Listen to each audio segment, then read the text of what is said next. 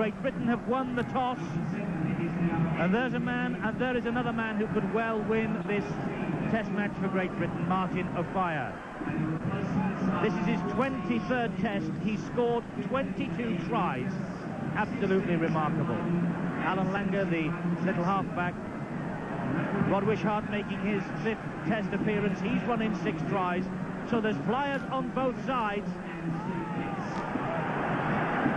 as Australia prepare to get this Sydney test underway. Dennis Hale just waiting for the bands to clear the arena. We're about 5 minutes late, I make it, on my watch. But I'm sure that you'll find that it's well worth waiting for. So live and exclusive on Sky Sports, the 1992 Ashes series gets underway. Steadman with the first touch. A fire in at dummy half. Skerritt driving the ball upfield. The forward battle, Mike, you were saying before the match got underway, will be important tonight. Well, they have to lay the foundation on both sides for the 3 quarters to show their skills. It's going to be hard and tough, especially in the opening 10 minutes. Australian players down injured behind play as Lee Crooks takes it up, but he's met by 3, and that's the last tackle. Britain still deep in their own half of the field. Steadman with the kick downfield. That's one of the reasons why he got the vote ahead of Hampson and Joe Lydon, who's on the bench, that he is important as far as the kicking is concerned. It's a key factor, Eddie, in this any test match situation. A good kicking game, force them back, put them under pressure as early as possible. Australia in possession then. This is Bob Lindner. Gets through that challenge. That's not what Malcolm really wants to see, but he's finished off by Dennis Betts and Andy Platt. Now here's Harrigan.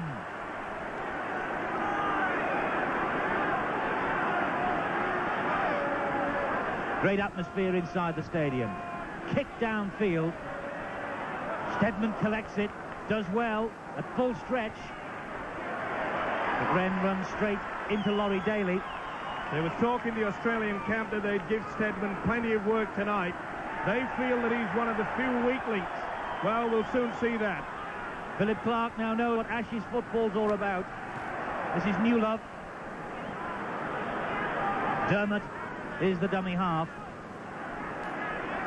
Oh, it's quick, it's rough, and it's tough out there already. And I notice that the referee really is marching them back a good 5 meters. Athletes play the balls. Here's Offiah. First touch for Offiah. The British crowd's on its feet as Offiah goes round 1. He's down the wing. He's through. Oh, a foot in touch. A foot in touch has robbed Offiah. He can't believe it. Dennis Hale checks with the touch judge. He had the space. Look at this. Oh, the speed of this man. You said it could be a match winner. That was sheer skill. He stood Langer up, the sweeper, and E.T. just had the push. The foot on the white line, the anguish on the man's face. Oh, what a start that would have been for Great Britain. And a penalty at the scrum. Lee Crooks disputing the decision, but just a couple of centimetres, that's all. Well, there you see Crooks kicking out. He's broken from the pack there. Langer trying to pick the ball up. But what a sensational start by Martin Offiah. Didn't he set up and go inside to Langer and really stood the man up? And Langer is no slouch. And it's little incidents like that that could make or break test matches. Well, downstairs, Jonathan Davis had a ringside view of that run by his former witness colleague, Offiah, now with Wigan, of course. Jonathan, we nearly had the start that we wanted. Oh, superb run there by Offiah. He went round Langer as if he wasn't there. Just 1 foot, you know. I think his little toe was in touch. And I think, you know, another injury. Lazarus is out on his feet. He took a bump about 2 minutes earlier, but now his blood streaming from his head. You know, I think he's out on his feet. A terrible injury for Glenn Lazarus.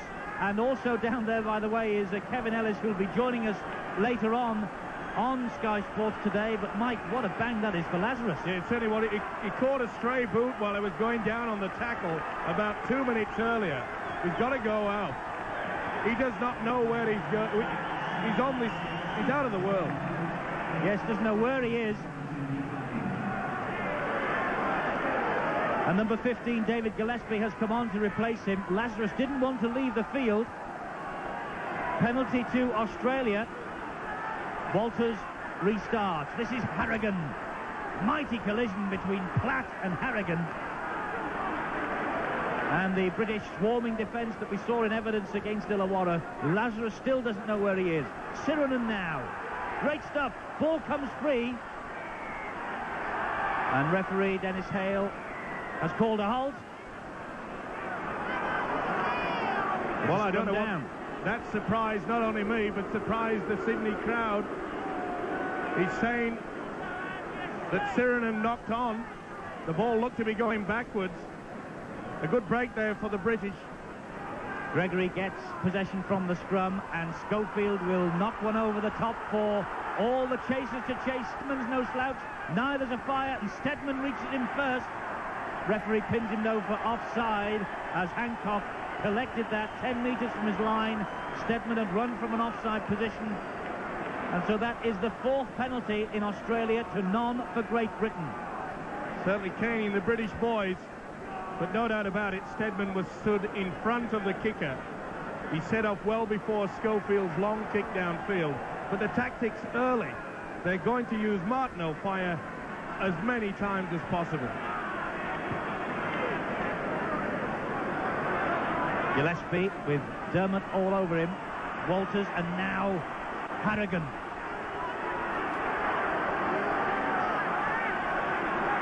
Oh, it's going to be a battle royal between the two number 10s, Harrigan and Crooks. Bradley Clyde.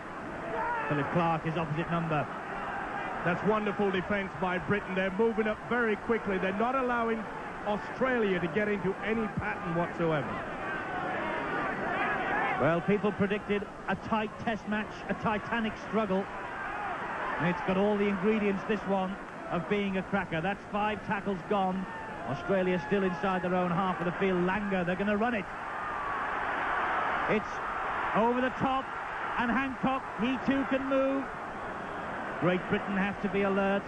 They have to swarm round the man in possession, and they have to tackle like that. Grit their teeth and get on with it. That'll be the turnover. It was on the last tackle. Once again, the British defence well up to it. Well, Great Britain have 194 caps on view in their starting lineup. Australians 138. 4 Ashes debutants in the green and gold.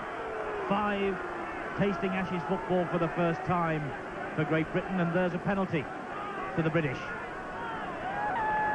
A little bit high there by the Australians, coming in very, very hard indeed. They know what it's all about. They've been there before. They've got plenty of experience. Loughlin's penalty. 3 penalties to 1 in the Aussies' favour. Crooks stopped dead in his tracks. Oh, he felt that one.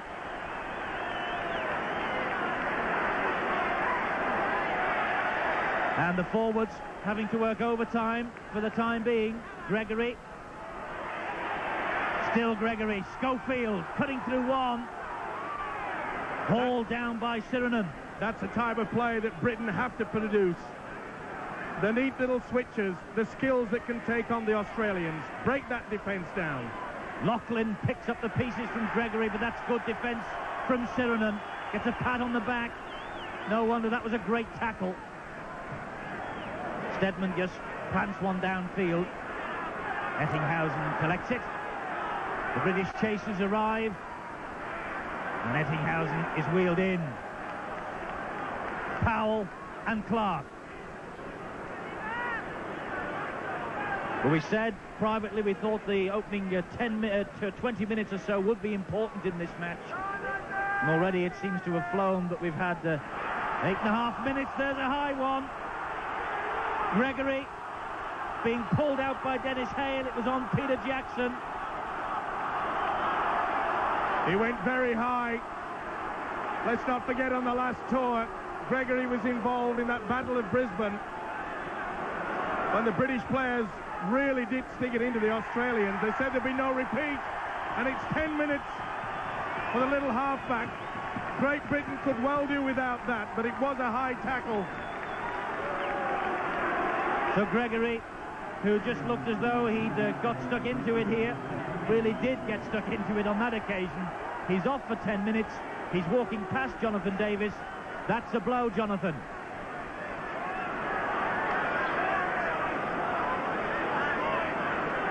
Well, we'll hear from Jonathan Davis in a moment or two. Lost him for a second. And another penalty against Great Britain to Australia. Dennis Hales being a bit quick to penalise them. Well, a Kiwi Merry Whistler really on form, isn't he? But he's letting the players know very early in the piece that he's not going to have anybody hanging over, offside. Let's get on with the game of football. Now, can Great Britain hold out as Wishart takes it up? That's great tackling. Low down by Andy Platt. They've got to reorganise. They've got to plug the gap that Gregory has left. Harrigan with a strong run downfield. Stopped by Crooks and Schofield. Clyde. Whoa, the ball comes out. Wonderful tackle, that one. No problems there. And Andy Platt, the man. Oh, what a tackle on his opposite number. Linda, look at this. Oh, this is Wooshka time. Clark up top, Platt downstairs. And Linda joins them in Disneyland. So it's a real rough, tough, bruising affair. We've had just over 10 minutes of this first half. It's 0-0. O'Fire, though, just with the width of a touchline, denied the first try after a super run. And there's a penalty, Great Britain, for laying on in the tackle.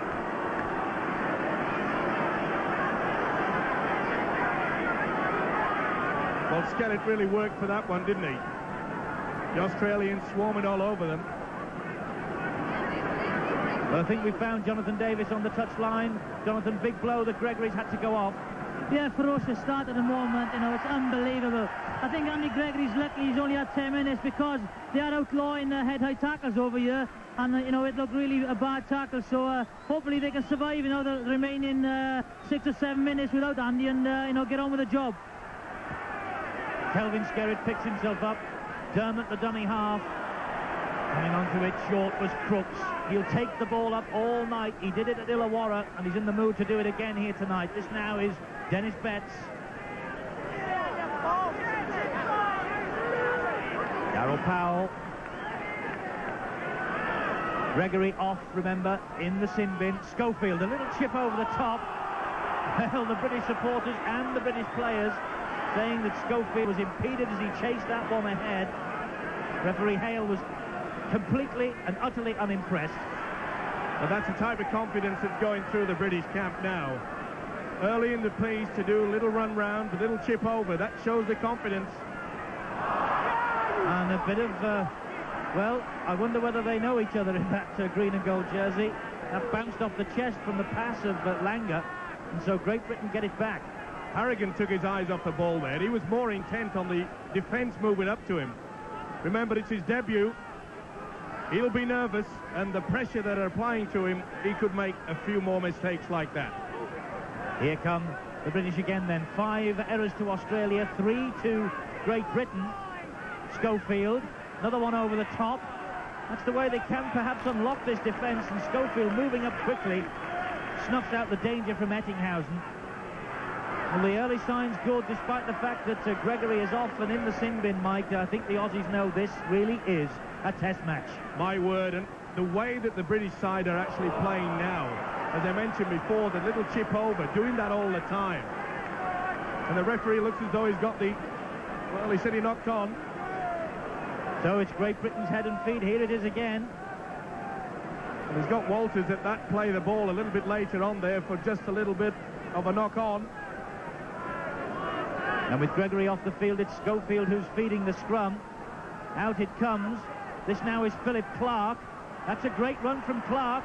Arrowing towards the corner, Clark. Newlove. Ball played in field. Stedman's joined the line. Good tackling from Bradley Clyde. But offside against the Aussies. Offside. Penalty, Great Britain.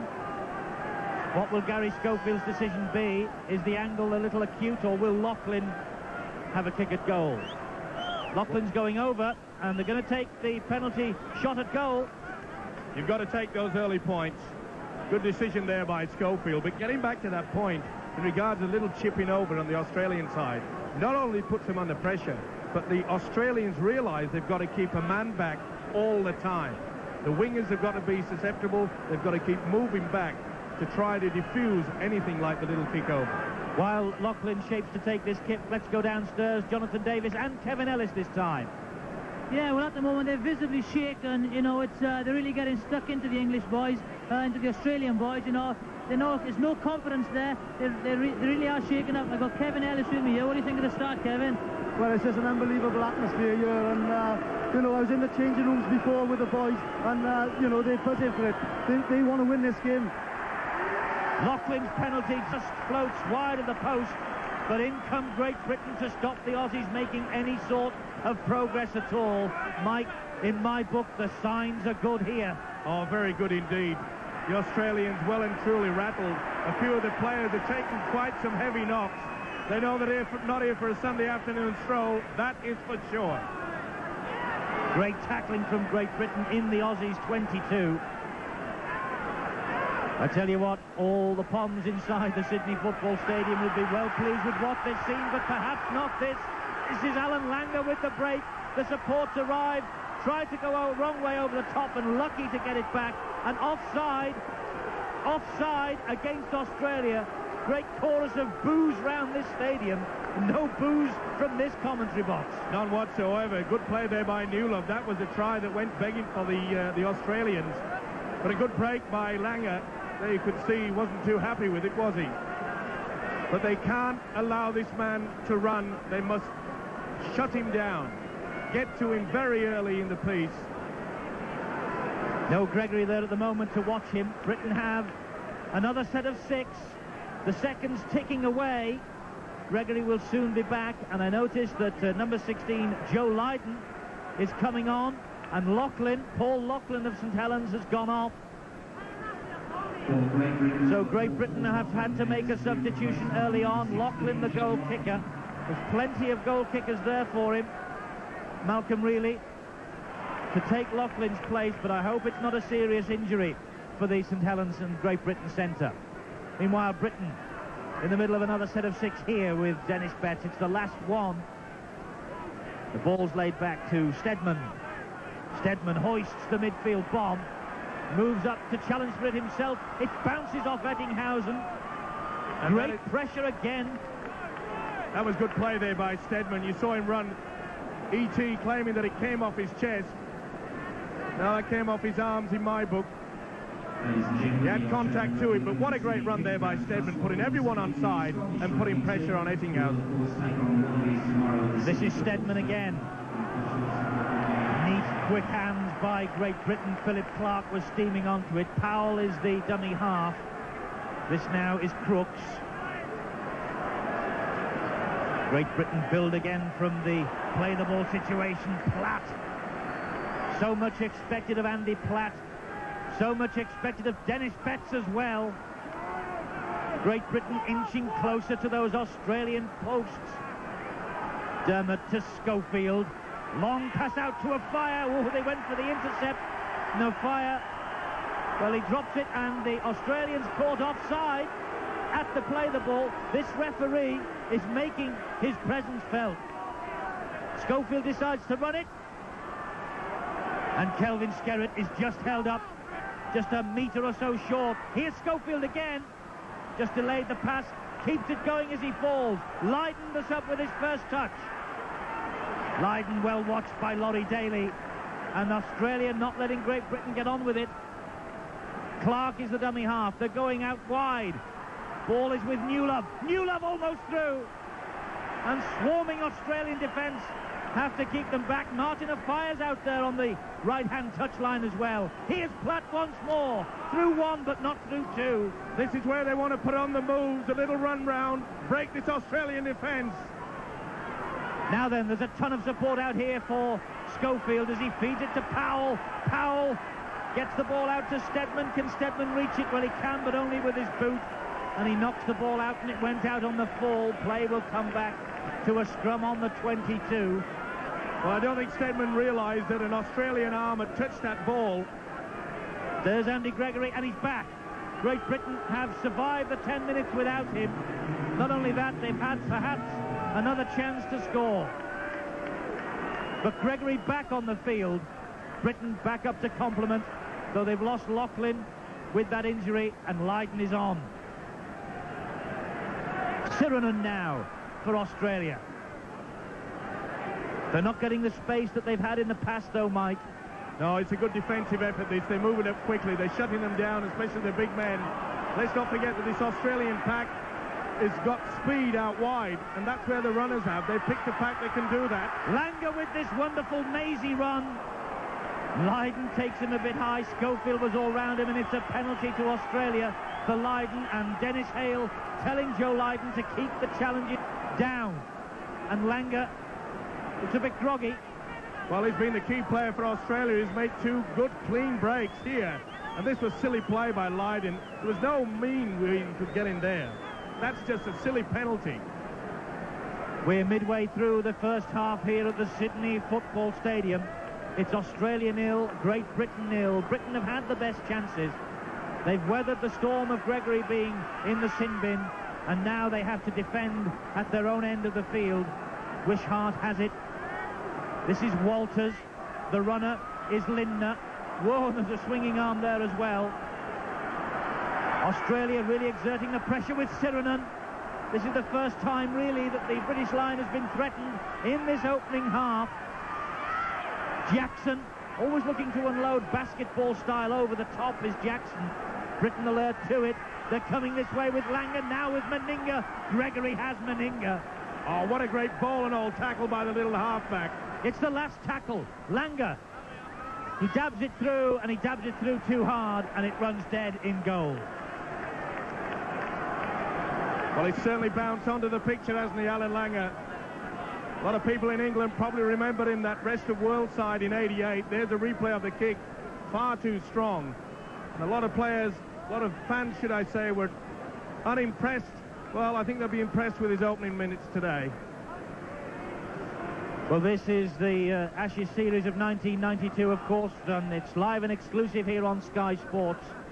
And Britain in with arguably their best chance of winning the Ashes for the first time since 1970. They are certainly making their intentions clear here under the lights of the Sydney Football Stadium tonight. Steadman, great kick. That's a punishing kick. So important, this kicking game in the modern day of rugby league. And there's no finer exponent than the Castleford player there. Steadman punching it deep.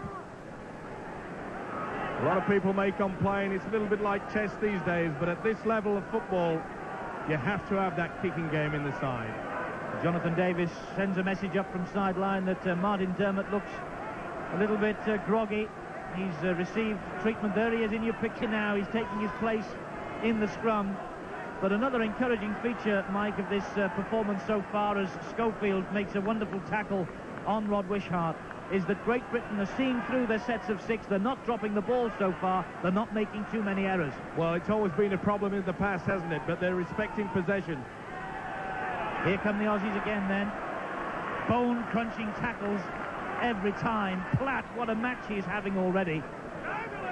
This now is Gillespie, the substitute for the injured Lazarus. And that's Jackson.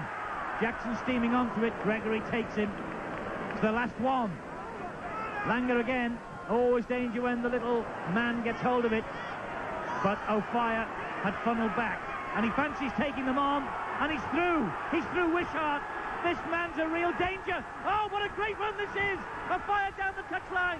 Ettinghausen, try-saving tackle. Bottles of fire into touch for the second time. And O'Fire, well, look at his face. He thought there was another 4-pointer on the way. But so much effort from O'Fire. Look at the great run from him here. Well, a big fella and Wishart there. They went high and they paid the price. And once again, the skills are coming out. They say he can only just run, but twice he's gone in and he's gone out. And it's taken E.T. to take him out on both occasions. What a game. It's a great first test so far. 16 minutes of this first half remaining, 0-0. Hope you're enjoying it back home. It's marvellous to be here in the Sydney Football Stadium.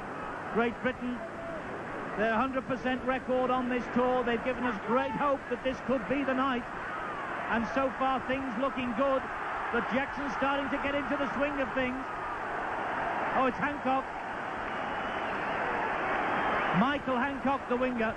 But the referees pulled Australia back for a penalty on their own 22. Well, I didn't see what that was for, Mike. And they're furious about that, the Aussies. Well, it was a little bit of a late tackle there on Hancock as he came through on this one after the ball had progressed through. A little bit of a late hit. There was a high one laying all over there, you see. Jonathan Davis might be able to enlighten us still further. Yeah, I think it was a trip there by Phil Clark, an attempted trip, you know, but nothing came of it. And, you know, it was a strange decision because I think Australia did have the advantage there. Harrigan taking it up towards the halfway line. And the penalty count is 7-5 at the moment in Australia's favour. Now it's 8-5. There's another. The rattled. The Australians rattled, and Lucas and Edwards about to come on by the looks of things. And that's why they're rattled. When you can get away with tackles like that. Harrigan has got blood streaming from his mouth, and there's a lot to be said up there. Both sets are really giving it to each other on the verbal department. A little more claret flowing, Mike, on the Australian side than on the Great Britain side. There'll be plenty of bottles filled tonight.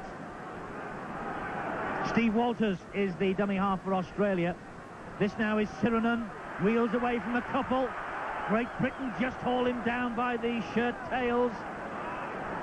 Another big effort defensively wanted from the British here now as Meninga, the captain, takes over. Good quick hands. Wishart. Wishart stopped by Schofield. Try-saving tackle from the British captain. Here's Laurie Daly. He's been kept fairly quiet so far. Let's hope that continues. And penalty to Australia. Well, Daly really did milk that for all it was worth. Britain laying on at the tackle. Well, he claims that Dennis Betts was interfering with him playing the ball. Quite frankly, I thought Daly had dropped that ball. Another weird decision from the Kiwi. Heck of a penalty count, Mike. 9-5. Well, we say about the nerves of the players, and maybe the nerves have got to the referee, Dennis Hale. But he certainly let him know that they can't get away with much.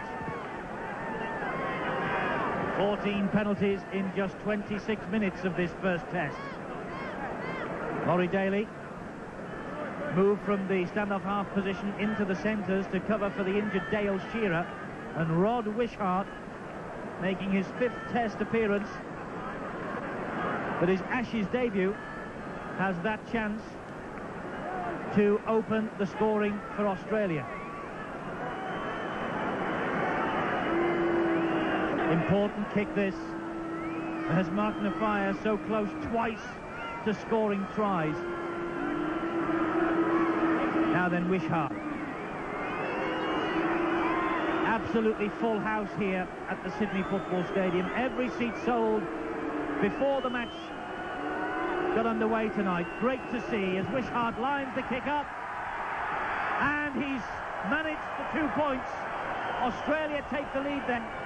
Just 12 minutes of this first half remaining. Wishart with the important kick, 1 from 1. The Aussies lead 2-0. A word from Jonathan Davis. Yeah, I think the Britain were very unlucky there.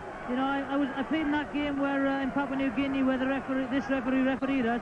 I hope he doesn't succumb to the pressure from the spectators as he did in Papua. Yes, the British that day had something to say about Mr. Hale's performance. But the important thing as far as the scoreline is concerned is Australia 2, Great Britain 0. It could so easily have been totally different from that. But here now is Sirenen. Well stopped by Clark. It's important, Eddie, that Britain just forget about those 2 chances.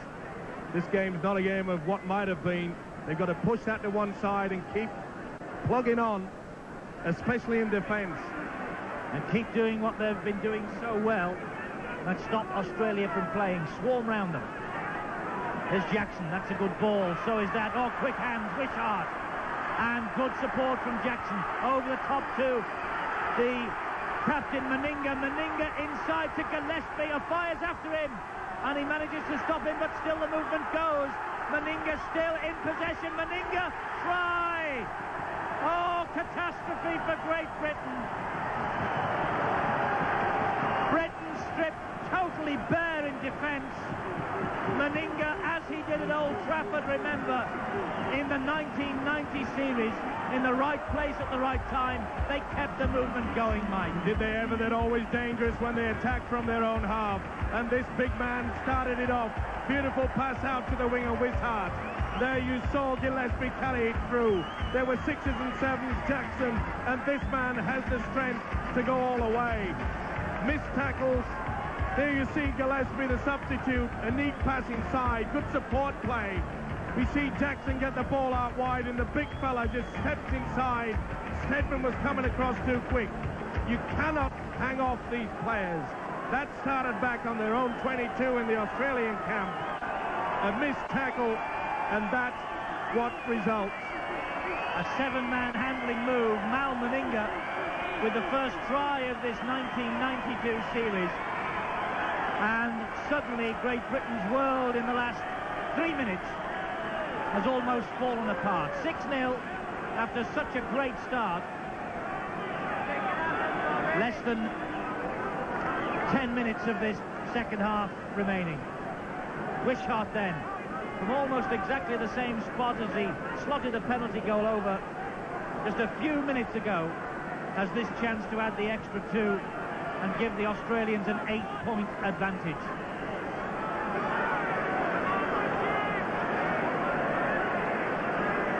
The man from Illawarra, Rod Wishart then, with his conversion attempt. Looks a good one. It's a beauty. And the Australians are singing and dancing inside this Sydney Football Stadium now. Wishart has made it Australia 8, Great Britain 0, and Jonathan Davis downstairs. Things have suddenly turned sour. Yeah, great try there, just great football ability, and Kevin, an important 9 minutes left for the British boys. That's right, yeah, you know, it's a try with 9 minutes to go. We've got to pick our game up again now and try and get a score before half-time. It's an important 9 minutes for us. Certainly is. Kevin Ellis and Jonathan Davis downstairs, the Welsh connection. But Great Britain now must try and get that football back, and as they so rightly say, must try, if possible, and score before half-time. Harrigan running strongly, but met inside his own quarter line. Here's Sirenen. Oh, it's a big, fierce battle amongst the forwards. Clark and Skerritt, the men in there. Langer stepping off one foot and then off the other. Crooks was the man who swept up the danger. Clyde. Quite a tackle count, isn't it? Jackson lays the ball back to Ettinghausen. Remember, Ettinghausen with those 2 try-saving tackles on Martin of Fire in this first half. How different the story might have been. Stedman. Now Dermott, the acting halfback. Going on his own is Martin Dermott. But suddenly Great Britain, Mike, not finding the space, not finding the room. Well, they missed 2 tackles in that movement. Let's not take anything away from the Australian try. It was a tremendous support play. The players were there in abundance. But really, it's just one of those mistakes that can win or lose a game. There's Paul Newlove playing on the wing, the Featherstone Rovers man. This now is Darryl Powell. Such confidence in the British camp. 15 errors to them and just 10 to the Australians. Another penalty to Great Britain.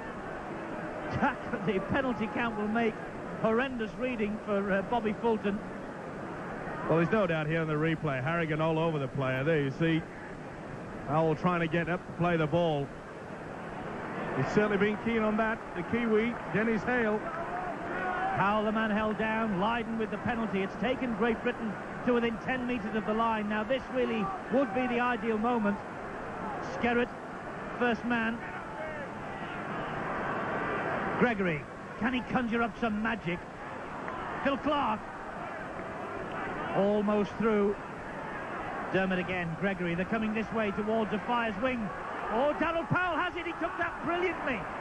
And that's a great saving tackle again from Eddinghausen. Here's a Fire, flings the ball into no man's land. Gregory continues it. This is Crooks. And the ball spills by Lee Crooks. Harrigan sweeps up for Australia. And Harrigan, as he was tackled, managed to get that one away to Laurie Daly. Well, another chance goes begging for Britain. They could rue the day for this. You have to take those chances. 8-0, the Australians lead. 5 minutes now to half-time. Here's another break from the Australians. Gillespie, well watched though by Crooks and Schofield. Those two, I can tell you, haven't been far away from each other all the way through this tour so far, and they're in there first again for Great Britain in that movement. Now this is Jackson. Jackson through one. Good support play again from Australia. Meninga once more. Supported out wide. Meninga kept hold of it. Two men were there. Clyde and Wishart. This is Clyde. Britain must stop him, and they force him into touch, and they have done so. Oh, breathe a sigh of relief. And so he should. Clyde banging the ball down. Meninga should have passed that ball. He had Clyde outside. He took the option to step round Steadman. The tackle was good, and the try went begging. Britain camped on their own line then. Skerritt trying to drive it downfield. Of course, the big problem now for the British side is that they're trying to slow the Australians down at the play of the ball, but with the referee giving so many penalties for holding down, they're a bit frightened to do that. And that's where the Australians are very good at. Quick play the ball and they catch the defence. Here's Daryl Powell for Great Britain. Stopped in his tracks. Good tackling from Australia, that. Ball's laid back. Steadman with the kick downfield. Suddenly Britain aren't moving up quite as quickly as they were in the opening quarter of this match. That's a great run. Hancock. Sixth test for Michael Hancock tonight. Daly, brilliant stuff.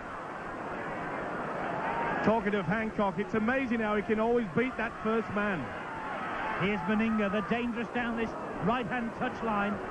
Wishart stopped eventually. 3 minutes of first half remaining.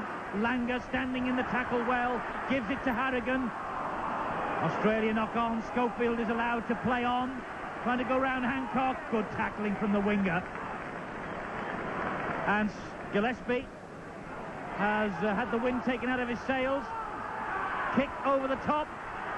A real chase on here. Is that a try? Steadman? What's the referee given? Oh, he says that it was the Australian arm that got to it first. Steadman with a kick over the top, so close again.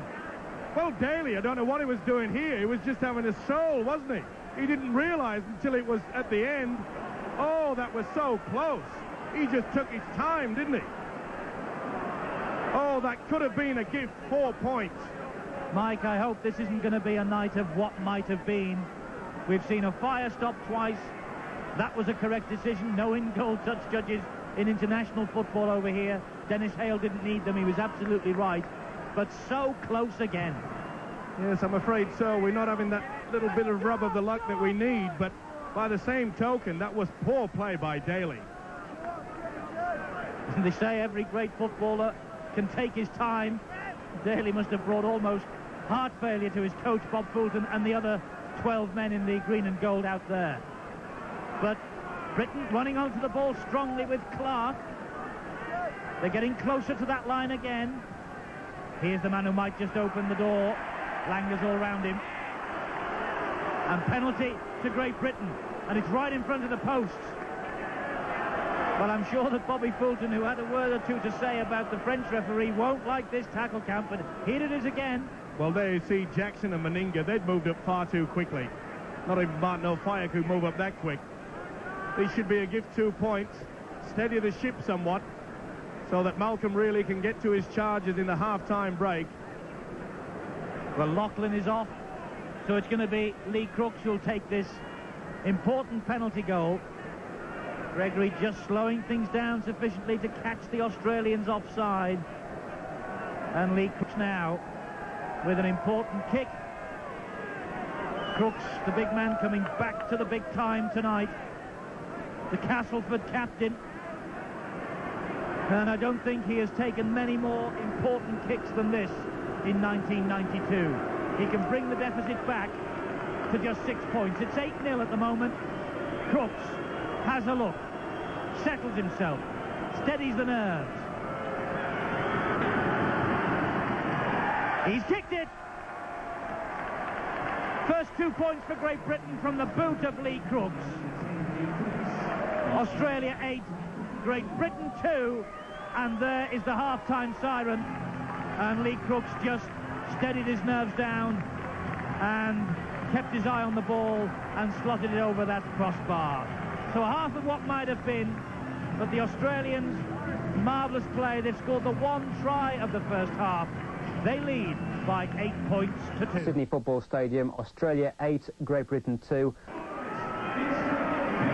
Yes, welcome back to the Sydney Football Stadium as Mal Meninga leads the Australians out for the second 40 minutes. A torrid first half behind us. 8-4, the Australia 8-2, the Australians lead.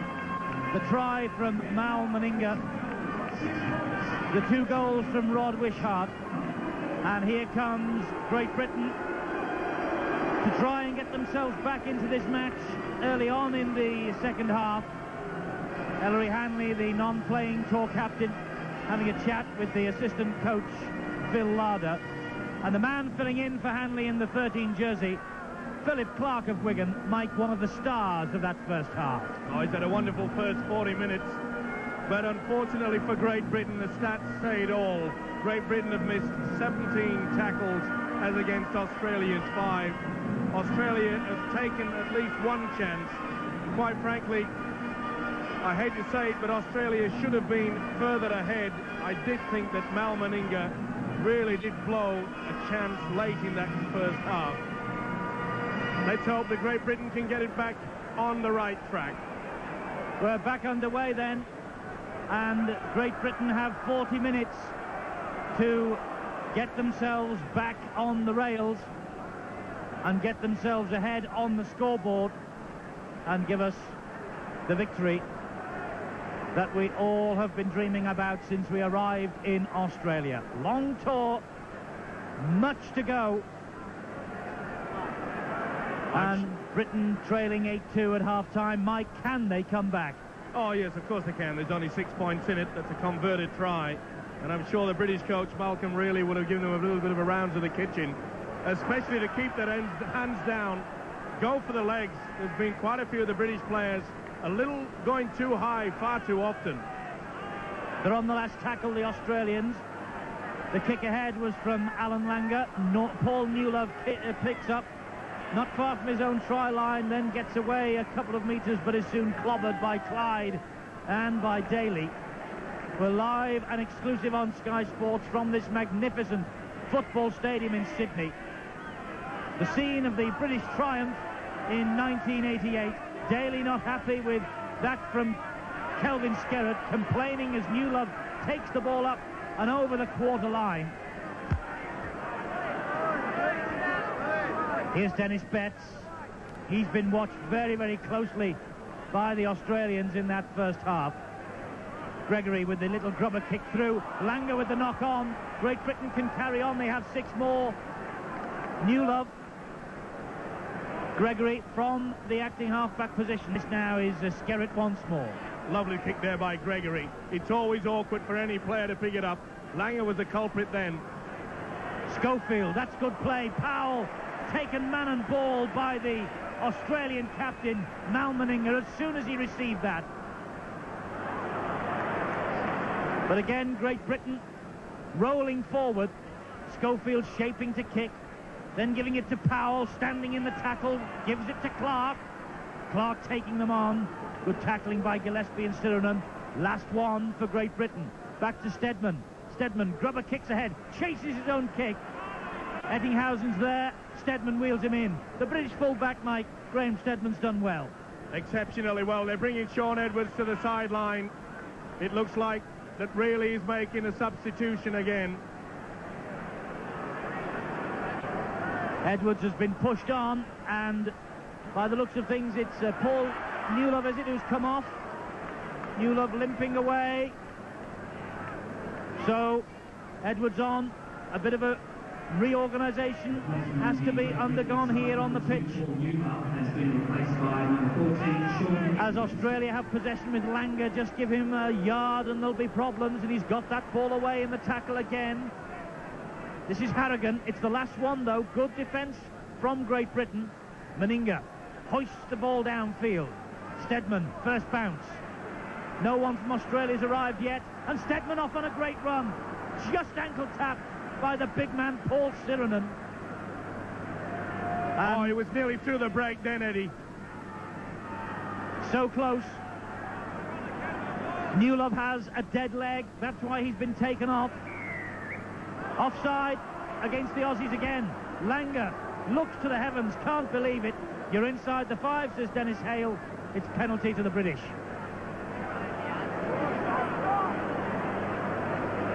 Lydon comes up. Schofield says, let's go for ground, obviously, just 10 metres inside the Aussies' half. That's taken them to the quarter line. What a great time to score the first try. As Skerritt tries to get away from Gillespie, takes the second tackle. Crooks back inside to Platt. Good tackling. Britain have made no progress. Gregory, Edwards. Edwards to Dennis Betts. It's good defence from Australia. Lydon, the dummy half. Edwards. Lydon again. Shaun Edwards, of course, leading scorer back home. Here's Andy Platt looking for the support from Schofield. It just wasn't quite there. It's the last tackle, 10 metres out. Gregory, grubber kicks ahead, and Ettinghausen, well, he's had a magnificent match so far, the Cronulla full-back. Oh, wonderful pick-up there by Andrew Ettinghausen. That was a neat kick. There was a lot of pace on that ball from Gregory. He swooped down and took it up magnificent. Lindner. The Australians making progress with the ball in their arms, which is something in their set of 6 the British are struggling to do. Jackson. Oh, great stepping from Jackson. Inching away from their own try line all the time. Meninga with the kick downfield. So important for Great Britain not to panic in the early part of the second half. He's lost a boot to Stedman. Well, Martin Afire on my book has seen the ball twice, and there's been danger on every occasion that he has had the ball in his arms, Mike, but Britain simply are not getting the ball out to him. Well, the Australian defence have really corrected themselves. Early in that piece, he made those 2 breaks. A bat tackle on one of them. They both went high. But really, they have shut them down very, very well. They're forcing Great Britain to play down the middle. Crooks will take the ball down the middle. But they need to give it some space. They need to get it wide if they can to the flyer of fire. Perhaps they can here. As Schofield cuts through. This is a great run. Fire's in support. And Fire was impeded in back play, but here he is now. He has it. He turns away from Ettinghausen this time. Can't get away from Sirenen though. Oh, that should have been a penalty. Fire was impeded. Schofield was looking for him and he was held back. And the bomb from Gregory didn't really turn into a bomb. And Ettinghausen was able to pick it up behind his own posts in the in-goal area. So the Australians will start with a tap from their own 22. Well, the touch judge should be on that. He must have been blind not to have seen it. Couldn't understand really why Schofield couldn't get the ball to him, but that was the reason. He was impeded, and he just wasn't there in support, wasn't O'Fire. Well, it left Schofield with just one option, to bring the ball back inside.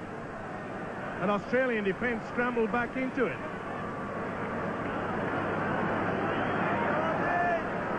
It might be a night of what might have been.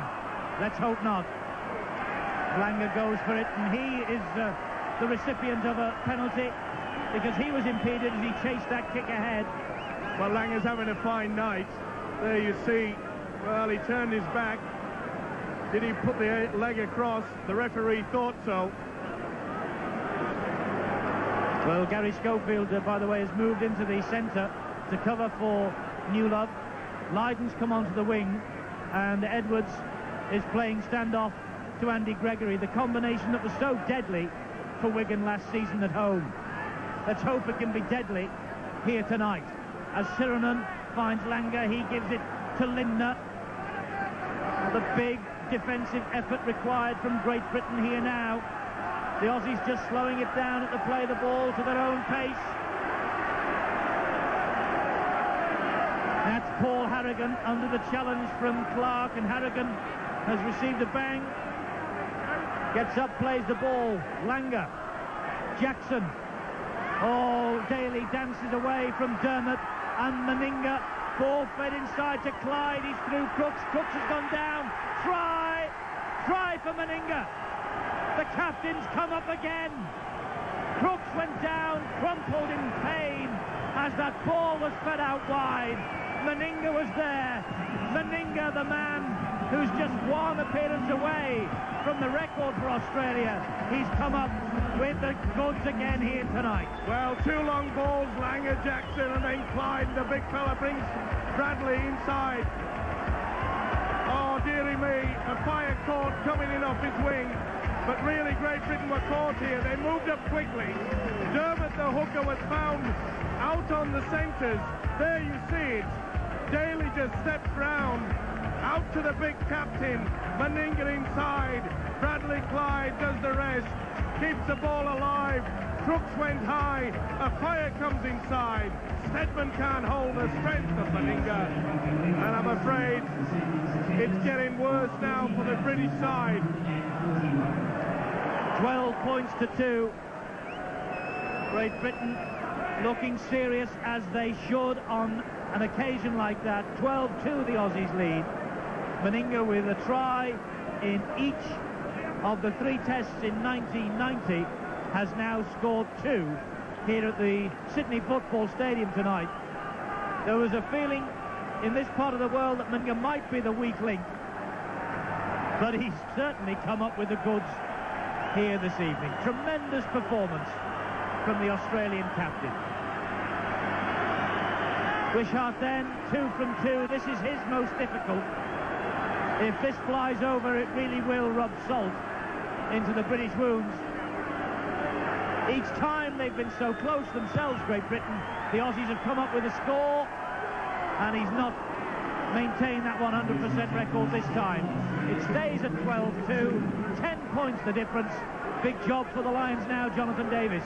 Yeah, big Marley's there again, you know, 2 missed tackles, but, you know, they seem to be taking their chances, Kevin. That's right, Australia taking their chances, and again, you know, we're missing our chances. Martin fired 2 chances in the first half, and we blew it, and then he got held back then by Wishart. You know, we've got to take these chances and get the ball out wide.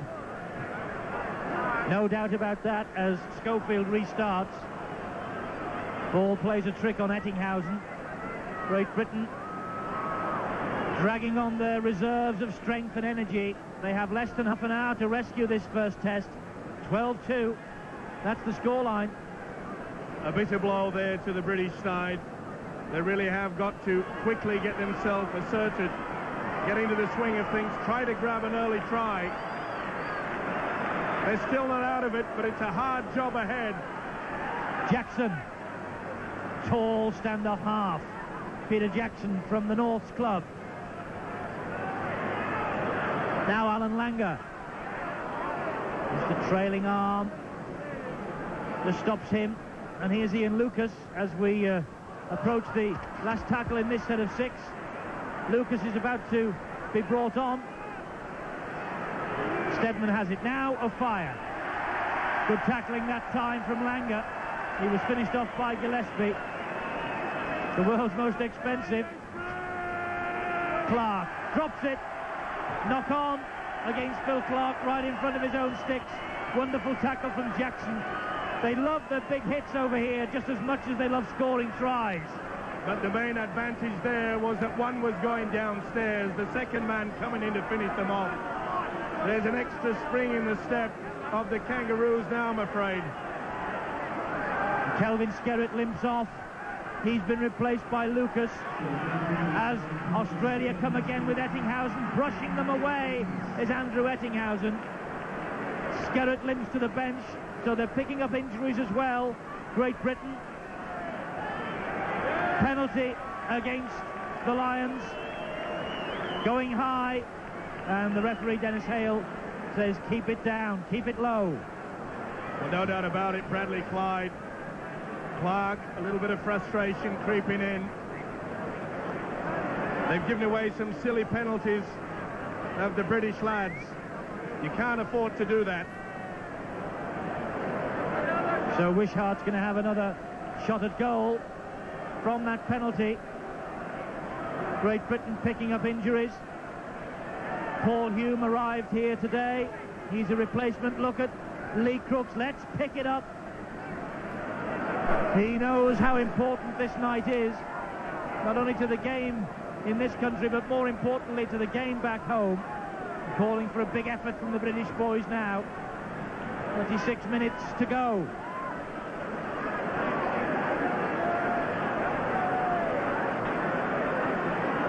Wishart then with this penalty.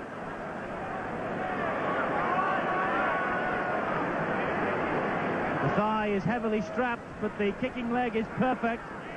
It's been in good nick tonight. And Wishart misses. The gap stays at 10 points. That's wrong. It's Australia 12, Great Britain 2. 25 minutes to go. Great Britain have had to make changes, Mike. Oh, it's a big problem for them, Eddie. Time is going to be their worst enemy. They're going to get into that passage of play where they have to start taking chances. And when that occurs, a team like Australia can often punish you for it. When you take the chance, you have the extra man, perhaps do without the sweeper. This is Gillespie. Langer and Jackson. Long ball to Daly. Hancock's there. Britain come over, slide across. 4 of them surrounding. Ball goes free. And the referee says that is going to be a scrum down and head and feed Great Britain. And another injury for Great Britain. Dermott is injured and Michael Jackson is going to come on as you watch that replay. Well, it showed you how intense the Great Britain guys were trying to get at the man. They didn't even notice that the ball had actually dropped to the ground.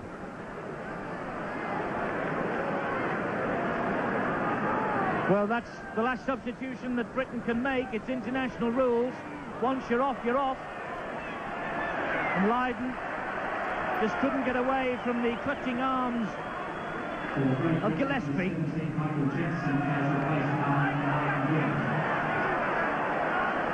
Now Edwards. Schofield again. There's a bit of a space out on that far side, but that's great tackling once more on Powell from Meninga. Well, he's man of the match so far, Meninga. Edwards, straight down the throat of Ettinghausen. There's a feeling this game is now slipping away from Great Britain. We've certainly seen the power and strength of the Australian captain tonight, Mal Meninga, not only in attack but in defence. He really has lifted his workload. He has not had the best season here in Australia so far, but I can assure you he's now back to his best. Lovely ball from Jackson to Lindner. Lindner's got Meninga, but the ball's gone to ground. But Meninga's following up, and he just simply wheels Graham Steadman in.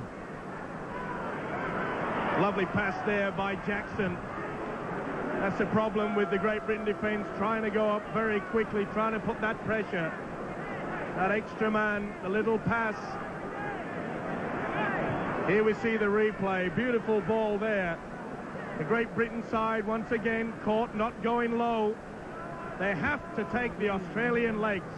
It's the only way you can stop them.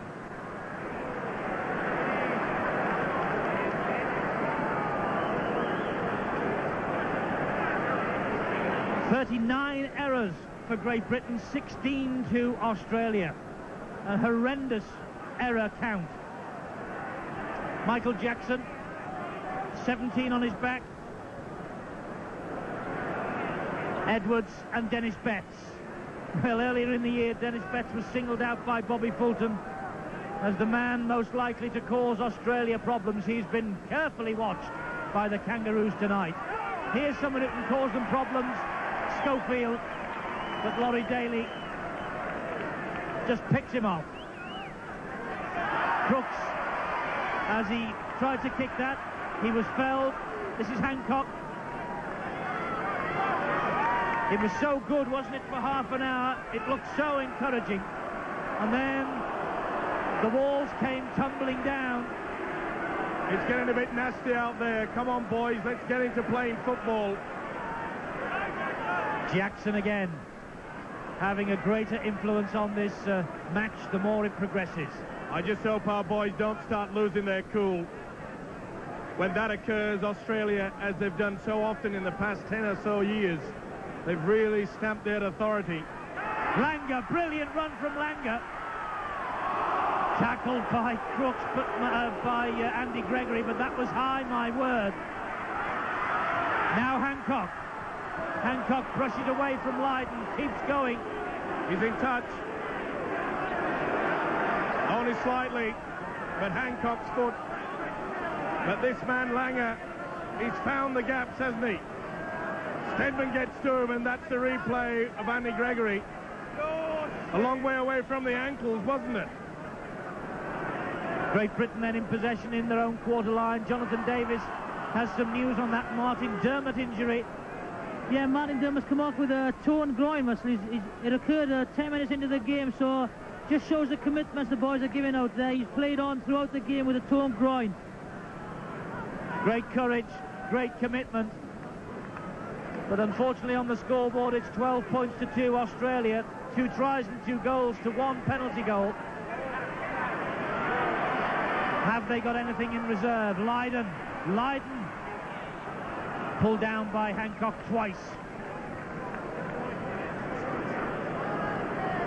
Edwards, the dummy half. Stedman's kick over the top of Ettinghausen.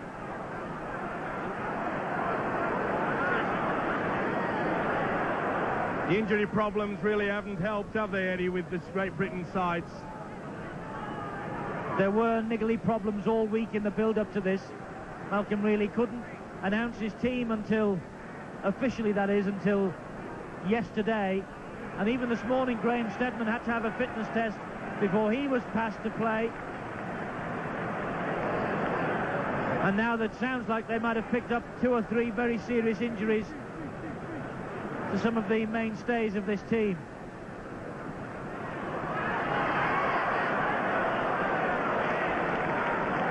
That's the last tackle. It was on Walters.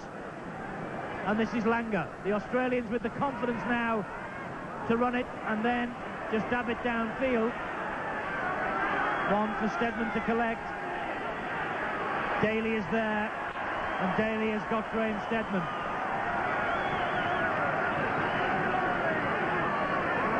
Clark bravely taking it up again. Back yourself up. Schofield couldn't get away from Sirenen. He's certainly led by example as Gary Schofield, but they've kept a tight watch on him tonight. Jackson, good tackling this from the Australians. Great Britain still just 10 metres from their own line. And the ball going all over the place. A mistake coming in. And fire dropped on it. It could have been worse. It could have gone to Meninga.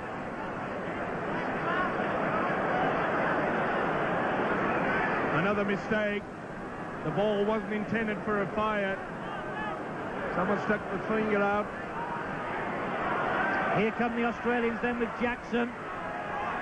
And penalty against Great Britain. Offside. Right in front of the sticks. Going to be an easy 2 if they want it. And somehow I think they might. They were all caught offside, says Dennis Hale. Well, it was from the scrum, so they got to take the tap. All right. Well, would have been an easy 2. It might be an easy 4 or 6.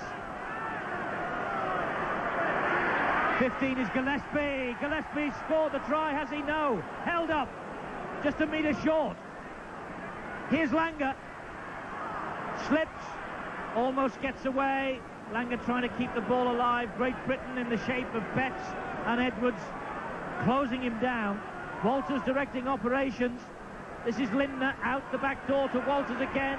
Now to Jackson. Jackson's through 1. Couldn't get through 2. Edwards with a try-saver. That's how close they are, though. And Great Britain just hold him out. It's the last tackle. They're right on the British line. Sirenen's the dummy half. He's going alone. He scored the try. It's curtains. That's it. 16 minutes to go. 16 points to 2. Sirenen with the strength, with the weight, with the power to dive through the cover.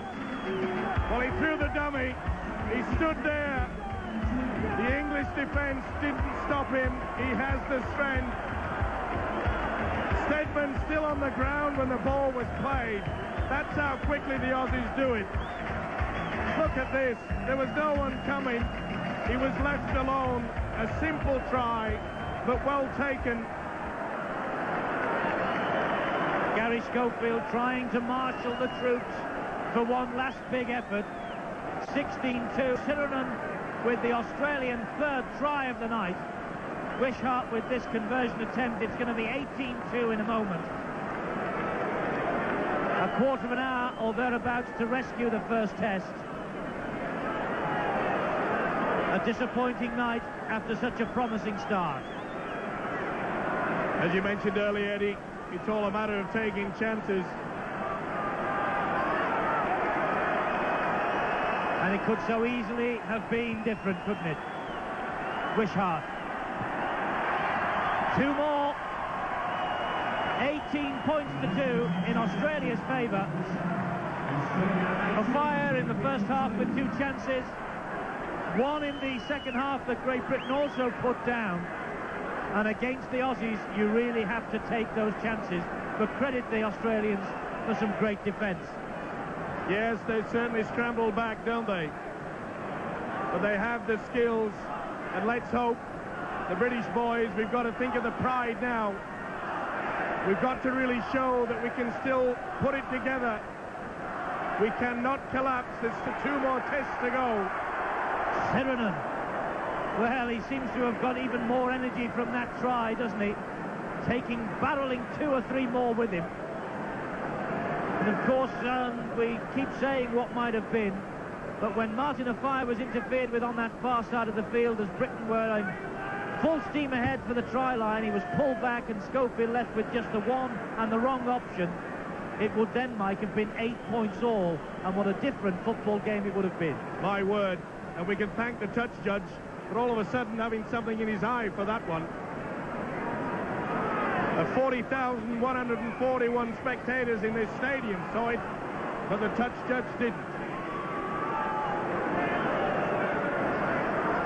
It's a record crowd inside the football stadium then for a test match in recent years. It's the best since 1984. So important now, Eddie, that Great Britain post at least 1 try, 2 if they can.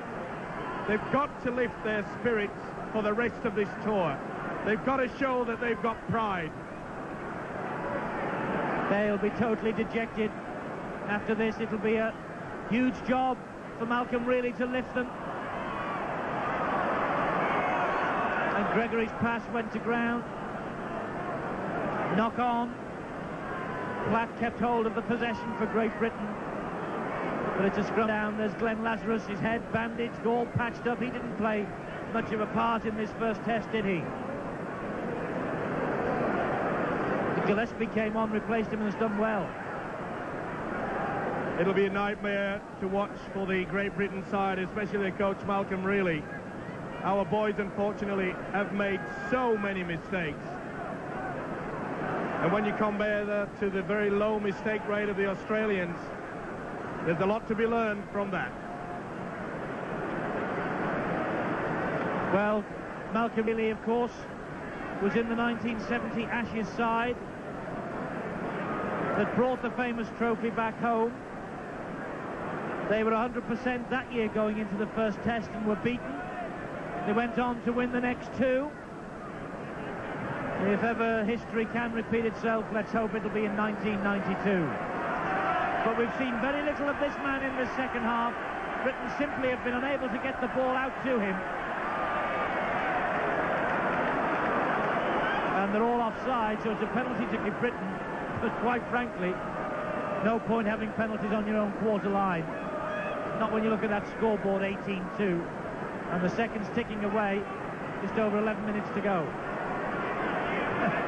Andy Gregory, surprise, surprise, has had a bit too much to say. That's the penalty count.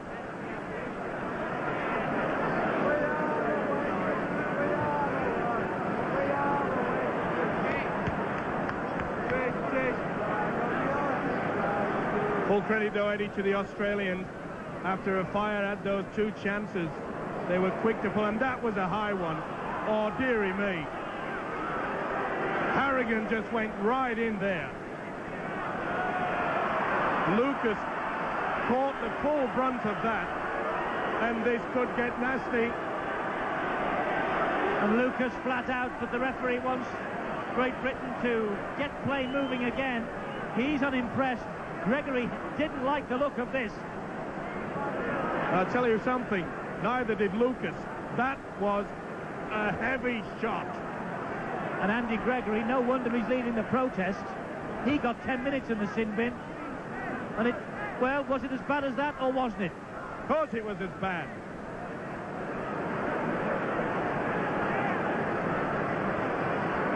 Lucas flat out as Edwards takes the play up. Another penalty, Great Britain. This time they're offside, the Australians. Here's Dennis Betts. Just couldn't get through. O'Fire's gone into dummy half. Another penalty. They're not letting Great Britain get to their feet. Betts takes it on his own. Just held short. Walters and Harrigan. They're so close now, Great Britain, with O'Fire. Trying to go round on his own. Daly watched him all the way. Lydon, the acting halfback. Schofield, not the best pass in the world. Gregory, neither was that. Well picked up, that was, by Andy Platt. But Great Britain have gone from the Australian line to the 22. Schofield, now Lydon. Lydon kicking ahead. Lydon collects. Lydon try. Joe Lydon with the try for Great Britain. They're celebrating that one like it was the match winner, but that is the British reward for all that effort.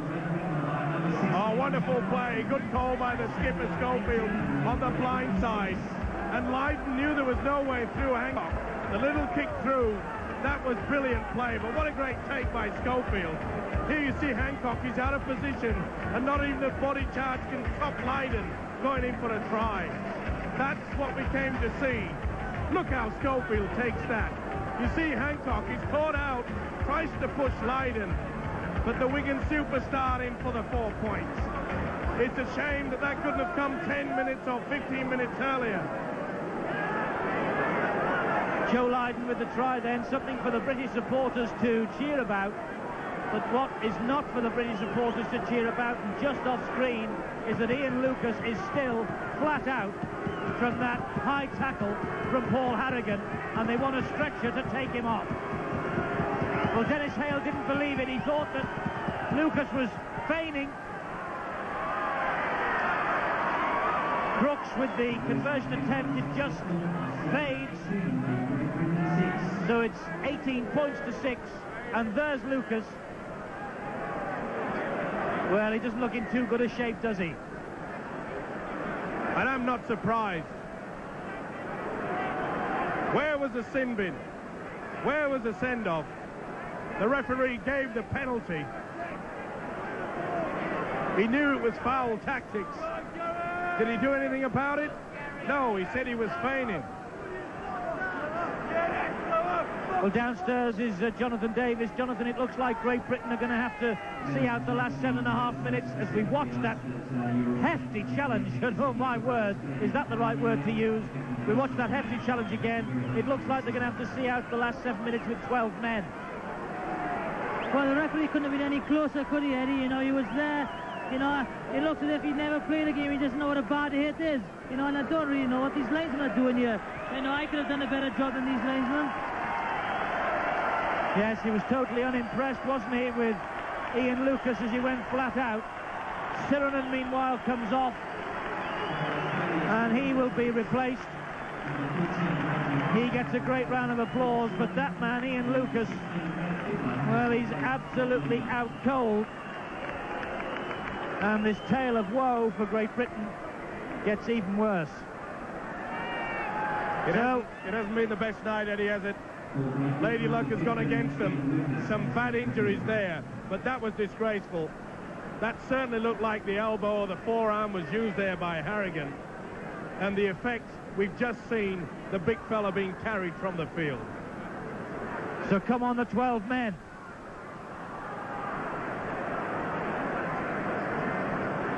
Great Britain complained about Dennis Hale in 1990 on that tour when they lost it against Papua New Guinea. I rather fancy that Maurice Lindsay, Malcolm Reilly, Phil Larder will have a few words to say at the end of this night here in Sydney. Well, let's not put the blame just on the referee. There's two fellas on either side that waved the flags. They decided not to on that occasion. The news is that Lucas has very bad concussion as Daly runs straight and true, tries to drive Sean Edwards into the ground. We knew it was going to be a tough, rough battle, this. Great support play, though. Mackay has come on. The fresh legs, that's the last thing Great Britain need to see. Having to play out with 12. Langer, long pass out to Daly. Quick hands to Bradley Clyde. Can Great Britain keep Hancock out? No! Hancock scores. That's the fourth. And the space is there because Ian Lucas is off and on the treatment table downstairs, flat out. Well, a beautiful long ball here by Langer onto Daly. And the man who's been scouting out wide all night, the lock forward Bradley Clyde, feeds Hancock. It's all a matter of stretching aside. That's one man down. A beautiful pass there by Langer onto Daly, the neat quick one. He took the defence. There's the lock forward. Out onto the winger. Hancock. Good try, good skills. Look at this beautiful long ball. An even better short pass there by the vice-captain Daly. But this man, Hancock, he has a habit of stepping round the would-be tacklers.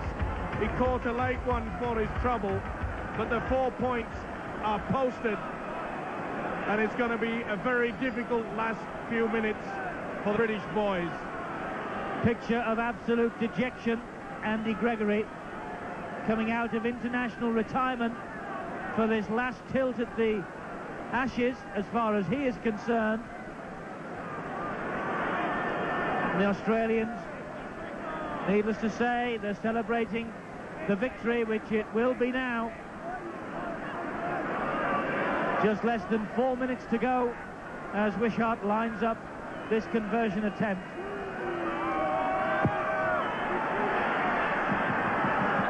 Misses that time. Jonathan Davis had a perfect view of that from right in front of him. Alongside him is Kevin Ellis. 22-6, Jonathan. Not so good. Well, the Aussies have kept on coming and coming and coming on and just took their chances. Kevin, I think injuries have played a big part in his test. Oh, without doubt, you know, we're missing one of the main men, Martin Dermott. And as you see, Lucas is off now, so we're down to 12 men. And as I say, Langer is running the show, getting balls out wide, and that's where the gaps are coming, and that's where the tries are coming. 22 points to 6. The agony will be over in just 3.5 minutes. The Schofield restarts. And the fresh legs belong to Brad Fittler. It's a cruel game when there are 4 substitutes. Mind you, if there wouldn't have been 4 substitutes, tonight Britain would be in a heck of a state. But when you're winning and then you've got fresh legs to come on against 12 men for the last couple of minutes, oh, it's a cruel game, Mike. Yeah, it's pretty tough out there. The British boys will be pretty despondent about it. Australia just going through the motions. They know that they just got to keep this ball alive. Penalty to Australia this time. Head high, he says. Well, for goodness sake, there's a man in the dressing room flat out. It was head high, no doubt about it. But what's good for one is surely good for the other. Couldn't agree with you more. There'll be plenty to talk about after this game. Well, this one, Mike, I think we can safely say now is dead and gone. The lads have got to get themselves together, regroup and move on to Melbourne. Well, they've proved that they can do it. They showed their pride by scoring that try. The game plan was totally shattered with so many injuries. You just can't put it together that way. And as you keep remembering, you say that let's not remember this game as what might have been. But really, I am so absolutely devastated by the fact that the touch judge couldn't see when Martin Offiah was held back. That was a turning point in the game. Martin Offiah scores, we're on level terms. This now is Kevin Walters. He's scragged by Dennis Betts. Jonathan Davis downstairs. What can the boys do to rescue this series in Melbourne in a fortnight's time? I think they've just got to concentrate, you know, on what they did for this one. The first half was very, very even, and they were very unlucky not to go in 8 or 10 points in front. I think they've just got to keep on going and then just work and build their confidence for the next test. They've got an important game midweek now against New South Wales country, and then just go to Melbourne and give it their best shot. They've got nothing to lose. Well, that's encouraging news from downstairs from Jonathan, and encouraging words too. Here's Offiah, but they've watched him like a hawk, haven't they, since those 2 early runs. And Offiah really has not had the breathing space to cause any havoc up the other end of the field. Edwards and Betts, they're keeping going to the end. We're inside the last minute now on the official clock. Penalty again against Australia for holding down in the tackle. Just wonder what the penalty count might be at this point in time. It's 15 to Great Britain and 13 to the Australians. Well, that should be another one. Langer pulling the ball away from Gregory. Full credit also to the Australian defence. They've kept Andy Gregory quiet. He's the man that makes any side tick. The crowd are chanting. They're into it now, the last seconds. There's the full-time siren. The first test is all over. After so much promise, Great Britain have lost by 22 points to 6. Well, they were punished, weren't they? But the green and gold has triumphed over the red, white and blue. 22-6. They move on to...